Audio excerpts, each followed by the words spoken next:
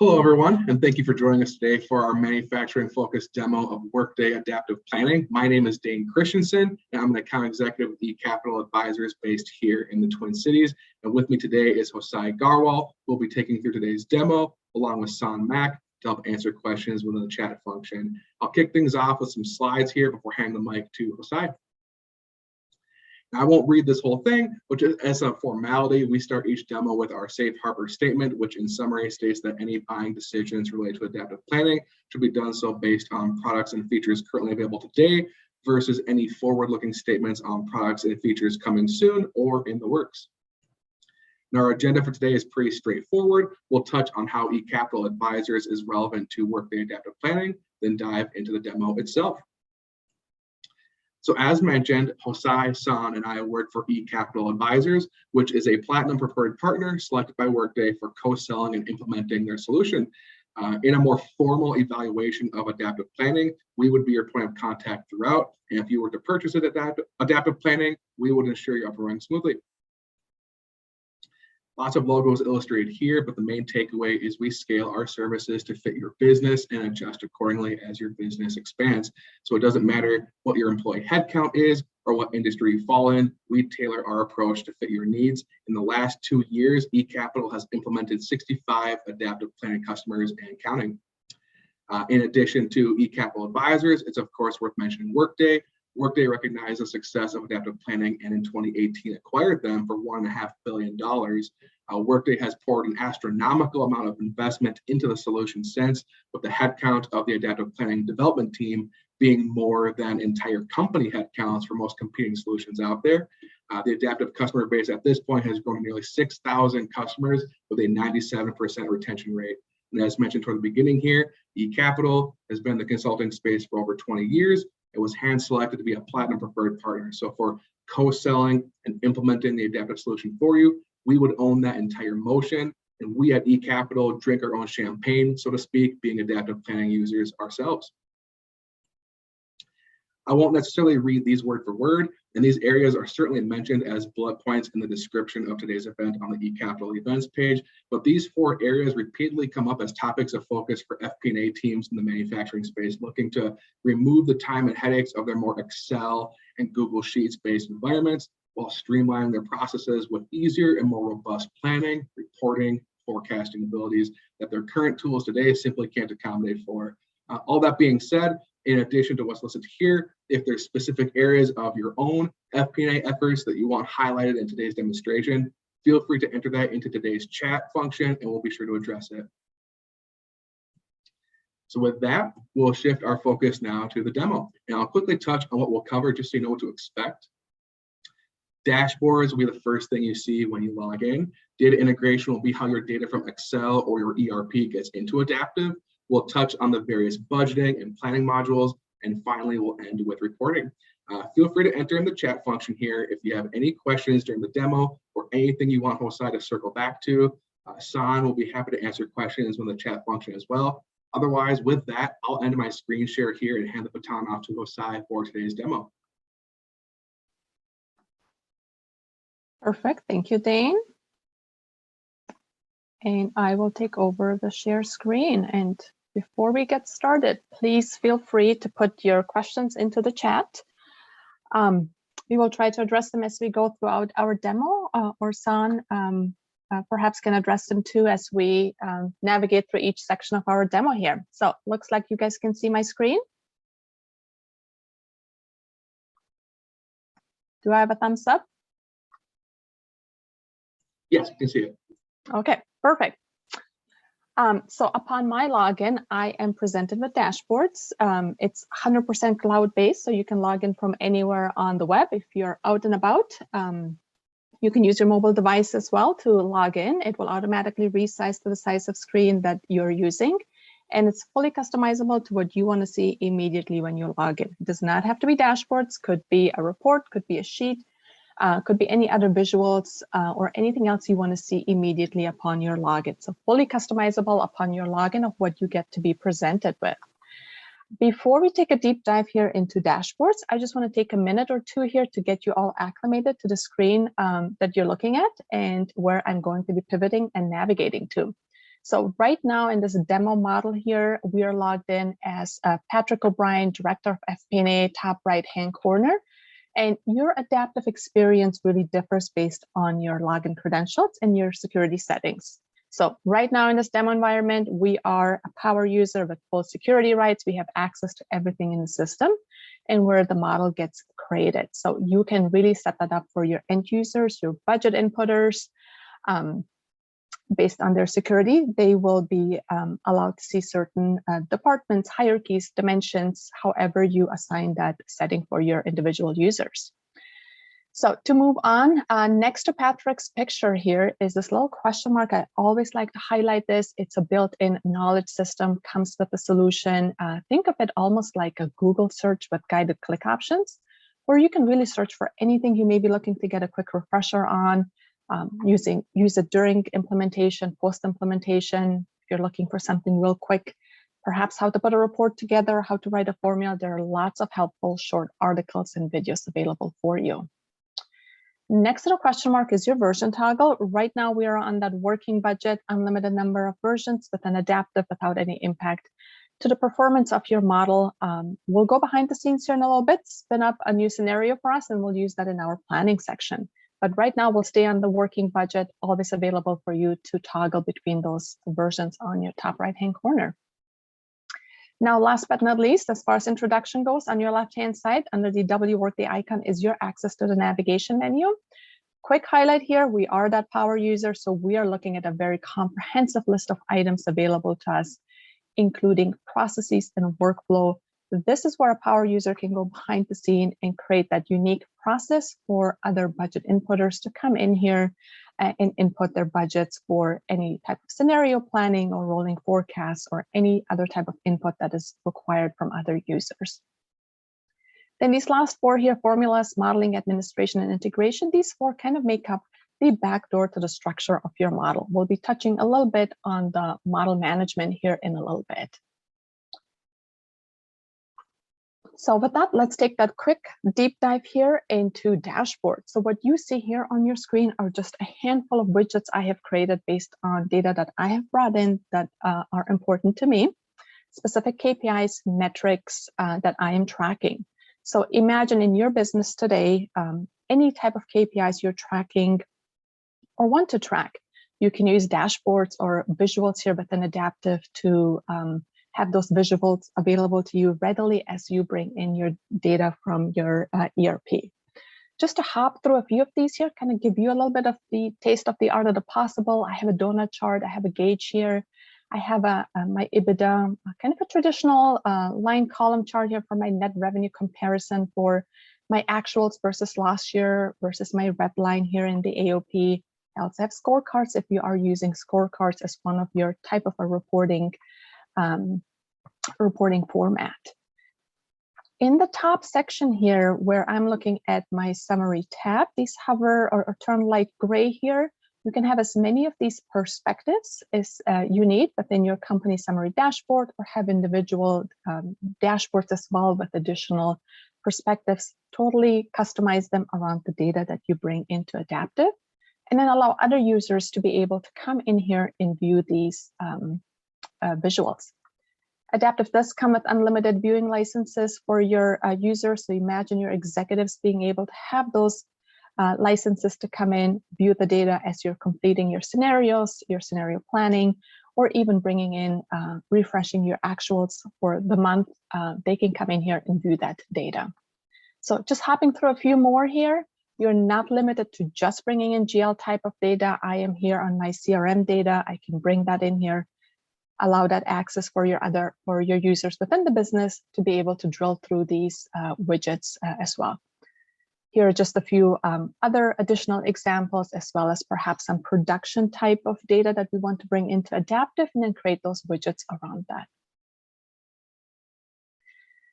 Hopping over to our top blue ribbon here are our dimensions. In my example, I have time, level, and currency, unlimited number of dimensions. These are just 3 that I have here as an example in our demo model. Touching on level, this is just your organizational hierarchy. So that's all the term level means in Adaptive. It's however you have this organized today in your business is what the structure will look like for you. Since we are that power user here, you'll see me pivoting through to my different departments or regions or countries. So if you have an international business, you also have additional currencies, Adaptive can handle that currency translation for you as well, but we're holding that table in the background. So right now I've just pivoted over to my Canada organization, and I can see everything that is going on in the Canadian dollars, and can easily pivot that over, still looking at Canada, but in the USD. So let's hop this back up to total company. As you can see, very interactive dashboards. They're not just static pictures of your data, even the individual widgets you can use to actually drill through to bottom level of detail. So in the example of your executives, as they always have tons of questions, being able to peel through the data and finding answers on the fly on their own. I refer to these dashboards as your self-serve dashboards, where you can use them. Click on the widget, will open up your dimensions for you of how you slice and dice your data to be able to drill through. Perhaps on this $8.5 million here for the month of March of 2022, I am interested, well, which products were the most purchased of the 8.5? Looks like product A1, we can keep going, keep asking those questions to find the answers. Product A1 by customer one was the most purchased at $329,000. Again, we can keep going and keep asking those questions, or we can also go into this ever-present Cell Explore or Explore data functionality that is available to you anywhere in Adaptive. If you're on a dashboard, on a report, or on a sheet, you can always Cell Explore a cell. What that means, it allows you to be able to drill through to even further bottom level of detail. So here's a $329,000 data point that we drilled down on our dashboards. On the right-hand side, we can see that drill through path. Scrolling through to the bottom here a little bit, we can also see the formula that's being used to calculate the data point, as well as this hyperlinked sheet, where we're actually doing the planning for that data point, where really anyone in the organization can analyze by all of its dimensions and attributes, perhaps the amount of units, if there was a discount applied, the price, and how we arrived at that net revenue. So we'll be taking a deep dive into revenue planning, but the highlight here while we're on dashboards is this drill through capability on all of your widgets. They're not static, very interactive, and easy to use, self-serve, to find really answers on the fly. Just a couple more things to mention while we're here on dashboards. Top right-hand corner, at any point in time, you can take these into presentation mode, live interact with them in your leadership meetings, and then also schedule snapshots of any of the individual perspectives or a full dashboard to anyone in the organization who just has a license to log in to be able to see them on a specific frequency of your choosing. So imagine during your month-end close cycle, you want to set these up. On day 5, as you close your books, you can send these out to your individual managers, executives within the organization.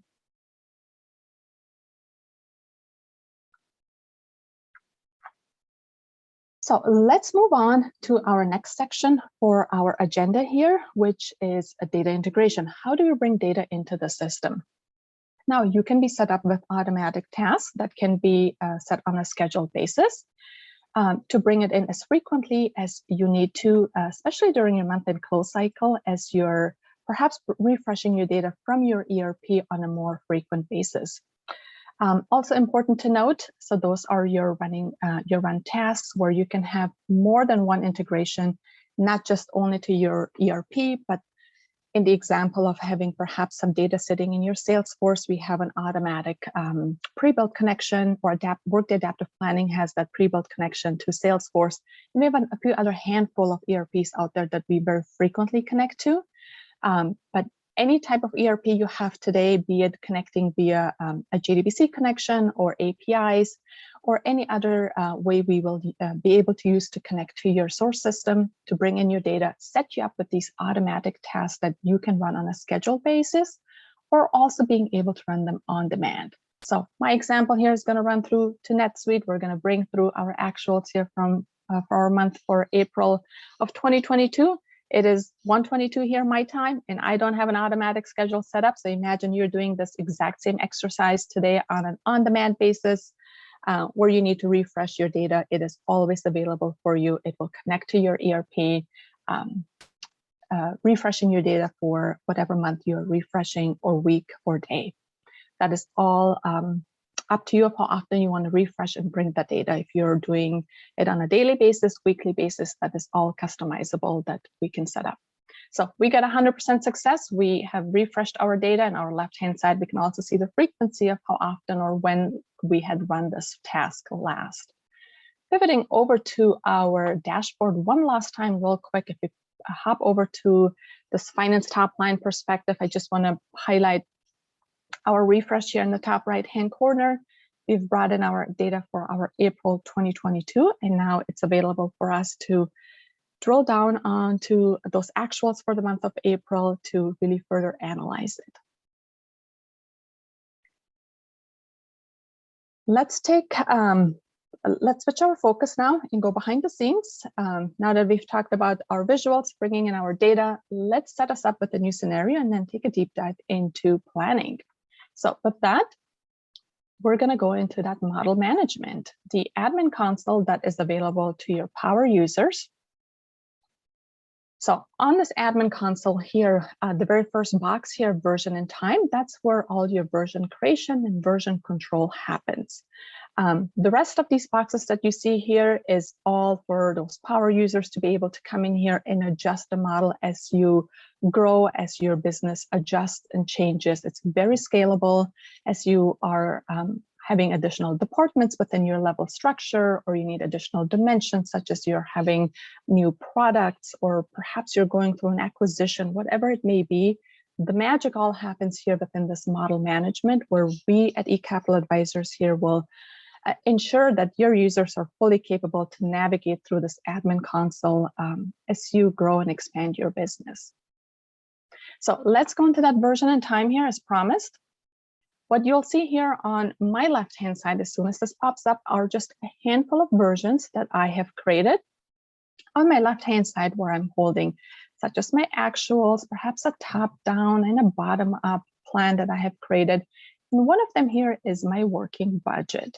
So this working budget, assume, is just your baseline budget we have put together for 2022, and we're going to take a carbon copy of it. So let's call this our what if scenario. What if volume increases by 10%? What if we increase price? Or any other variables you want to change in your model. You have the ability to give it a short name or a description. Feel free to use the description box, help you as you get unlimited number of these versions, help you identify what you're changing within your version, staying very organized. You can also lock versions. Once you lock them, I'll give it that little lock icon. Again, even additional version control where no more changes can be made. And then you can also adjust the view from other users, very powerful within Adaptive. If you ever go through perhaps some more of a confidential scenario you want to kind of plan out, be it something around workforce or an acquisition you want to kind of feel out to see if it's the right fit for your business, you can always spin up a new scenario, have it even be hidden from other power users. And just in the options box, how far out you want to go, your end of plan and the beginning of plan. So you're thinking of doing your 3-year plans, 5-year plans, 5-year plans, you absolutely can do that with Adaptive by just selecting from a drop-down menu. And while we're here, this third drop-down here, start of plan, if you're doing your rolling forecast, super easy to do within Adaptive. From a drop-down menu, select which month you want to open up your input months, and you're ready to go with your rolling forecast as you're bringing in your actuals from one month to the next. So in our example here, we're going to leave it as is because we're taking that carbon copy of that original baseline working budget that we put together. And upon save, I'm going to be putting it here on my left-hand side underneath the working budget within our bottom-up folder. There are unlimited number of folders here available for you as well. You can stay nice and organized, have as many folders as you're creating those versions, or creating your rolling forecast to create that folder structure accordingly. So very flexible of however your naming convention is today for as you're doing your scenario planning and rolling forecast in your business. Now, anything that I had custom built, custom reports, anything in that working budget has been copied over. As you can see, it did not take that long. We are now ready to go and take a deep dive into our planning by using this what if scenario and making some adjustments. So with that, let's switch over. I'll be closing a couple of these tabs here. And planning, that's our next section. So before we go into planning, there are two ways you can really do planning in Adaptive. One of the ways is directly by using sheets. As you can see, that's our second icon here from our navigation menu. Sheets, you can have as many sheets as you need to do your granular planning, be it your revenue planning, your expense, your workforce, bill of material, inventory, prepaids, whatever you're planning today. You can have as many as these sheets as you need to do that detailed planning, which is why I'm highlighting that. As you can see, I have a handful of additional sheets to do that detailed planning, such as my product revenue. Perhaps you might have some service revenue, maintenance revenue, and additional other type of planning where we're taking a look at more detailed planning that we're then connecting and bringing into our total consolidated P&L. So opening up a few of these while we're on here, we'll open up our detailed product revenue sheet and then also a driver sheet, which we categorize or group here into our assumptions. Assumptions are basically drivers where you can hold a handful of any type of drivers to use in your modeling within your sheets. So one of them we're going to open up here is our sales driver for our example today. And before we do anything on our detailed revenue planning sheet, on our top right-hand corner, as you saw, we spun up that new scenario and immediately in real time, it's available for us to use in our planning. And let's pivot down. Anytime you're in Adaptive, you just have to be at the bottom leaf level to be able to make some adjustments. So we're taking a look here at a bottom-up plan. And going back to my point here a few seconds ago on there are two ways for you to use Adaptive to do planning. One, by using directly the sheets, which is what we have done here. We've opened up our sheet here. We are in our what if scenario. And then the second way to use Adaptive is through interactive dashboards. I just want to pull it up here. We'll make a quick change and then we'll pivot over to our sheets as well. So you can see the choices and options that you have as you're using Adaptive to do your detailed planning. Now I'm back to dashboards. Active dashboards is just really a combination of sheets and visuals, all in one page on one screen. The power of active dashboards really is you are able to view your sheet within the same screen as you're seeing your metrics change and adjust. So top right-hand corner, while we're on this dashboard, let's pivot this over as well. And let's go in and make a change together so you can kind of see your choices that you have. Imagine your sales managers coming in here and they're given the choice to use active dashboard or the actual sheet. Some may prefer the active dashboards because they're such visual users. They want to see their widgets or metrics change as you're making adjustments. So here's that exact same sheet. We're looking at FY 2022. We're by customer 1, by product A1. And the sales manager is asked to increase the volume, let's say, to 2,000 units. They can come in here, make the adjustments. The system allows you to break it back proportionally using prior year's value evenly on a weighted basis, or even have an assumption. If there's seasonality in some of your specific unique SKUs or products, you can absolutely have that as well and use that assumption to allow the system to break it back. For us, let's just use prior year's value just as an example. So anytime you make a change in Adaptive, it always turns blue, kind of presents itself to you before you commit and save to it. So upon save, they're just going to turn black. We've made a change here. As you can see, our change wasn't significant enough here to get us to that 2,000. This changed. If you watch this widget here, we changed from 97 to 98. So we need to just make additional changes. So one of the ways of using Adaptive or active dashboards to be able to make your changes. So let's pivot over to highlight some more power of these sheets and the ease of use of these sheets as well. This is the exact same sheet that you just saw on the active dashboards. They are not static the way you're looking at them, where we have our dimensions and attributes in the top section. We're looking specifically here again at just product A1 or your SKUs. You're not limited to just these few dimensions and attributes that you see here on my screen. Perhaps you're not doing your planning by customer. Perhaps you're doing it by channel, by region, whatever those dimensions and that slice and dice is for you, is where the configuration of these sheets comes in place, where our consultants will take a look at how do you do your planning today?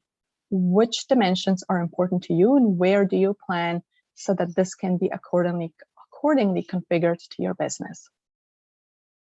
So to just stay on this example here, let's say our executive have asked us to not only just change product A1 in this what if scenario, but they want us to be able to change all of our products or all of our SKUs. Imagine you have hundreds of SKUs and we're asked, take a look at all your SKUs and round them up for our FY 2022. The baseline budget we've put together, we're at 16,265. We have confidence that this is going to be closer to 20,000. Keeping the baseline numbers or the weighting the way we have them.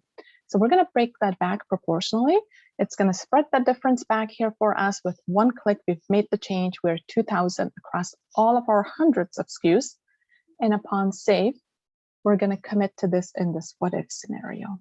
And we are done adjusting volume. We'll pivot this back. Let's make one last change while we're on here, which is price.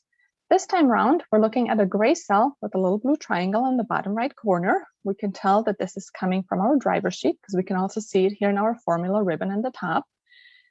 As mentioned earlier, Cell Explorer is always available. A right click within the cell will always take you behind the scenes and directly into that driver sheet. But we also have it open up from our menu where we were looking earlier when we first spun up our scenario. So let's set us up before we make a change here on price.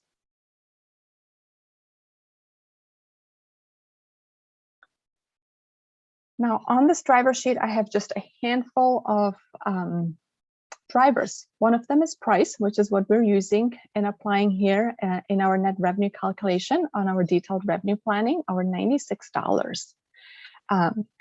Let's assume we have been asked to increase price across all of our SKUs.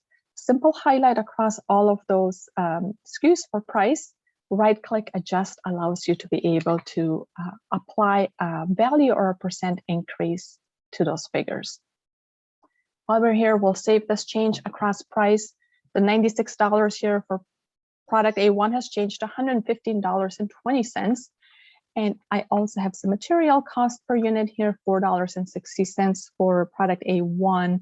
I can hold some labor cost here, perhaps some overhead cost as I'm doing my COGS calculations on my detailed sheets. I have some different freight costs for tier 1, tier 2. Just imagine these being your drivers that you need in your business to do your modeling, be it for revenue or COGS here in this example. So let's take a quick pivot over to our detailed revenue planning sheet. So we've made the change on our detailed driver sheet. And upon a quick refresh on the sheet, a trickle effect will go into place where it's going to pick up that new price and everything will get recalculated to your gross revenue, to your net revenue. If there is any discount, it will apply that as well and aggregate this all up by using the new price and new volume to your aggregated P&L and any other perhaps reports, balance sheet, cash flows you have within Workday Adaptive Planning. So all of this happens in real time.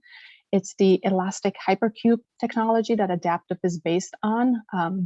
It's a big fancy word. All it really means, you make a change in one place and a trickle effect again will go into place and it will pick up your new price, your new volume, the formula change, in wherever that change is made instead of running some large, massive batch processes. So it's all presented to you in real time to be able to make your business decisions a lot quicker. So with that, now that we've made our demand or units here change and price change, let's switch our hats and take a look at how this feeds our production. Are we over capacity or under capacity from a production or supply perspective? Because as we all know, we can have our sales managers go in and put in the demand or the forecast that they expect to have over the next 12 months, 18 months, 24-month periods. And then have our production managers go in and also validate from a supply perspective if we can meet that demand. So let's switch our hats over to a different sheet here that I've prepared for us to use as our sales managers go in and apply that demand or forecast for those specific products for our future out months to see how that would tie into that over-under capacity. So as you see on this sheet here, at the very top, I have my production. Looks like in my example here, I'm a little bit under capacity here based on what the demand looks like of about 441. So as your, again, demand sales managers input those adjustments and changes, our production managers can see the forecast out for our future months. Looks like we're under capacity here, looking ahead, where our production managers can come in here at their department and make those adjustments.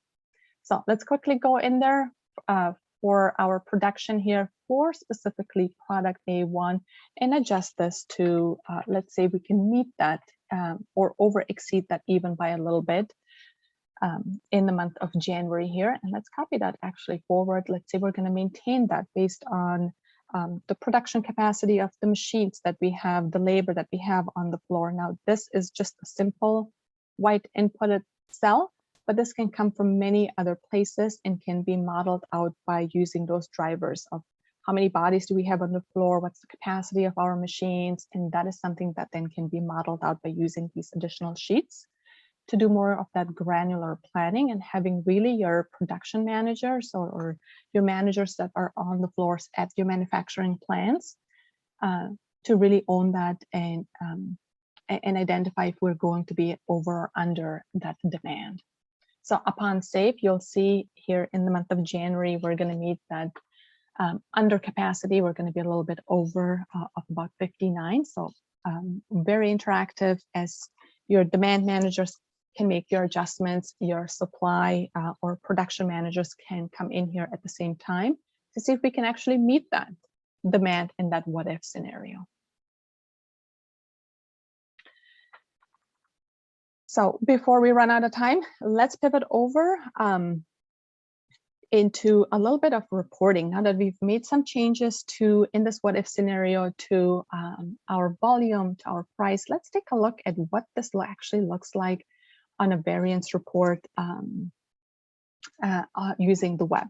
So Adaptive really offers you also options and choices, not only of how you actually want to use the sheets to do your planning, but also of how you want to report.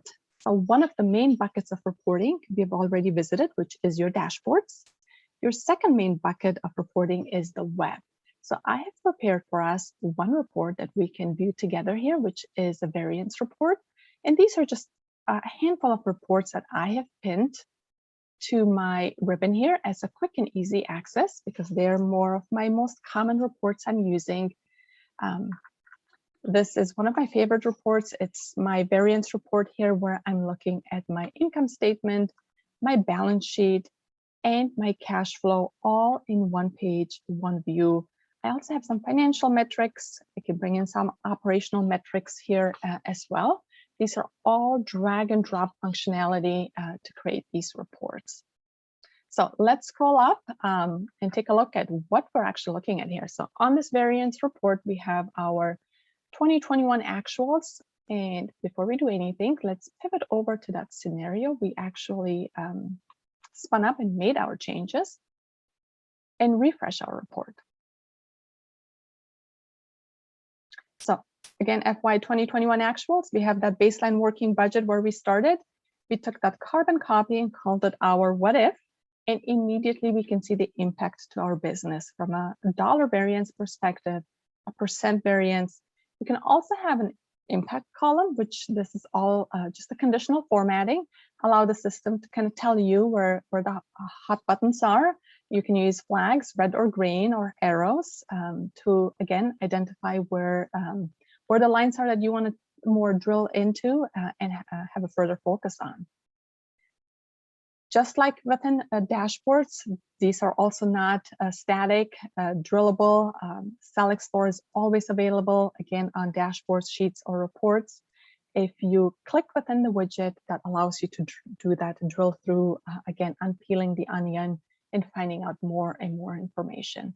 Again, if we think of your executives, perhaps, who have a specific variance report that they want to see on a weekly, daily, or monthly basis, this can be shared with them as well, where they can do this drill through, slice and dice capability. If you're on your bottom leaf level here, we're looking at our GL 4110 for product revenue. Just a click within that leaf level account allows you to slice and dice on your dimensions.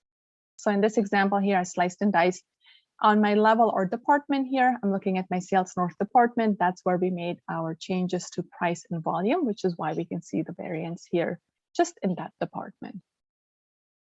Hopping back up to our undrilled report here, you also have the ability to apply some notes and make this even a variance report here, where you can apply your notes even in your on your column at the bottom as a footnote, or even within the line. These can be exported into Excel or PDF as well. So if you have someone who doesn't have access, doesn't have a license, and you want to download this as a static report into Excel, you can absolutely do that, or as a PDF and share it that way as well. So last but not least for our webinar here today, this is the second main bucket of reporting. Now, the last bucket that I want to walk through with you is Office Connect. So Office Connect is a Microsoft Office add-in, and it integrates with Excel, PowerPoint, and Word. So if you are using any type of Word documents, you absolutely can use that. It integrates, it can refresh the data for you and really speed you up in your documents that perhaps you may be putting together today that are a bit longer, where you want your tables to be refreshed on an automatic basis, so you don't have to do your ticking and tying anymore of your tables, your data, and validating all the data points. Let Workday Adaptive Planning do that for you, where you can spend and focus your time more on the storytelling and the variance commentary, and focus on what's really happening in the business to be able to be given back that time to make those business decisions with the confidence in the numbers, being supported by the one source of truth, Workday Adaptive Planning. So in my example here of this Excel book that you see here on your screen, I have just about 12 tabs here. Imagine this could be any number of tabs, could be 50 tabs, however many board style report decks you have, pages you have, or month-end close or leadership meetings that you have, where you have to have that pixel perfect type of a report package. You can use the Office Connect to create that for you. So once you download it, it will appear in your top ribbon here. Linked cells basically shows you all the data coming directly out of Adaptive. Blue here are those data points coming from Adaptive. This light green here are just our labels also coming out of Adaptive. Now, in this example, if you bring in this task pane here, this task pane is your structure within Workday Adaptive Planning. Now, to establish connection or to connect your reports that you may have today existing, in rows 13 through 17, taxes and benefits through other expense, you can see are not highlighted in blue because they're not connected to Adaptive. It's easy to use, highlight your rows, finding them on within our elements here, where we have a search box as well. There's my taxes and benefits through other expense, and then it's just a drag and drop functionality. If you're doing web reports, the variance report we were looking at together, or dashboards or Office Connect, it is always a drag and drop, selecting from a menu, dragging and dropping into your blank canvas, if you will, if you start this from blank. And yeah, no coding, no IT degree needed to create any of these reports. So let's just refresh this tab only. And let's hide our task pane so you can see the screen a little bit better on your side. So as you can see, our little sparklines here have updated. All these data points have been pulled from Adaptive. everything here in column O and Q, all of this is Excel formatting and Excel formulas. So it's the power of having that data, to one source of truth, one database, but you get to use that native Excel functionality to really get to those pixel perfect type of reports within Excel or PowerPoint or Word. One last thing I want to walk you through here today before I hand it back over to Dane here. I can ask you to keep your eyes on columns I, K, and M, where we're looking at the month of March. It's a 6-month trailing report, October through March. Earlier today, we ran our automatic task, or on demand we ran it. We brought in our actuals for the month of April. So within my workbook properties, I have the ability to roll these books forward as we're refreshing and bringing in our data for the next week, the next month, again, however often you want to refresh and bring your data in. And this time around, let's update and refresh all of our 12 tabs. So imagine this was 100 tabs long for you, because if that's how big your deck is today and you have closed the books for the month of April, and we're ready to go to publish our data. So as you can see, column I, K, and M here have updated and pulled the month of April, starting with November of 2021 instead of October. Hopping through just a few of these here, I have a metrics tab. You can create charts as well. The charts use the Excel functionality, and the data for these charts comes from Adaptive. A departmental P&L, or we can also use the system to duplicate these for us for additional departments, where we only create this for the consolidated top company level. But let's say we want to duplicate this for our regions within our sales, north, south, east, and west. So have the system do that for you instead of you having to recreate this exact same departmental P&L by all of your different products, your different revenue streams. Have Adaptive do that for you. And then last but not least, integrates with PowerPoint. Pivoting over to our PowerPoint, the PowerPoint connects into our Excel workbook, where anything we do in the Excel gets carried over or connected into our PowerPoint here. We're looking at now April of 2022. All of our charts tables are picking up our April graphs and tables out of our Excel. And we can now spend our time more on the variance commentary and the storytelling, again, of what is actually really truly happening in the business, and not having to tick and tie our columns and our tables here, where we're picking up our refresh data here for the month of April. Just hopping through a few here as an example. Slide number 8, we can see the connectivity here to the Excel, to our Office Connect. We take off our linked cells. You can see how in real time, as you're refreshing your data, let's say you're refreshing and bringing this in from your ERP, coming out here into your Excel, refreshing, and with the click of a button, you have your PowerPoint ready to go. So with that, I will conclude my webinar here, or my portion of the webinar, and I will hand it over to Dane to close us out here. But any questions, if there was anything in our chat, happy to take the share back over and answer any questions, unless there were questions, since San took care of them. So I'll take a pause here. I talked a lot, but if there are questions, please feel free to go on unmute and ask your questions. I'll give it a moment to allow anyone the opportunity here.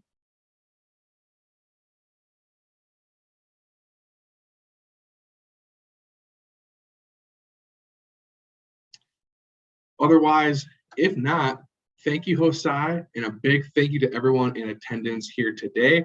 We appreciate your time. I'm not seeing any questions in the chat. So with that, we can end today's webinar.